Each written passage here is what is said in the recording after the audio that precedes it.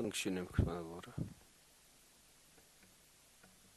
Тэгэхээр энэ хуулийн асуудлыг бас яаралтай шийдэхгүй бол одоо эн чинь гайл дээр өнөөдөр ч гэлээ гэсэн маргааш ч гэсэн ингэж орж ирнэ шүү дээ. Тэгээ тэр хүн татвар төлчихнө. Тэгэхээр татврын хууль гарснаас хойш ухарж үйлчлэхгүй. Тэгэхээр тэр хүн хохирох болчихлоо байхгүй юу? Тэгээ хэрвээ энийг нэгэнд бид нар шийдэ гэж байгаа бол одоо ингэж яаралтай шийдэд өгсөн дээр. Гэхдээ шийдэхэд би нэг гарц байна гэж бодож байна.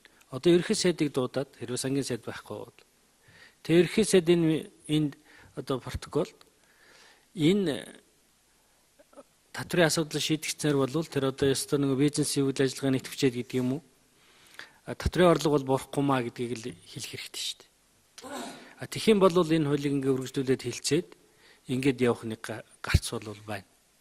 Шийдэх гэж байгаа бол цаг алдахгүй шийдэхгүй болохгүй. Яг гэвэл наан чин амьдрал дээр тий өдөр тутам энэ процесс явагдаж байгаа учраас бол нэг хэсэг иргэн аж ахуйн гэж хохирчих юм нөхцөл байдал. Ер нь том татвар төлөгчдөх болохоор ингээл хууль зөрчгөөрөө зөрчил ингээл яваал байдаг шин. Томчуудаа л бид нар их хамгаалсан, хайрлсан.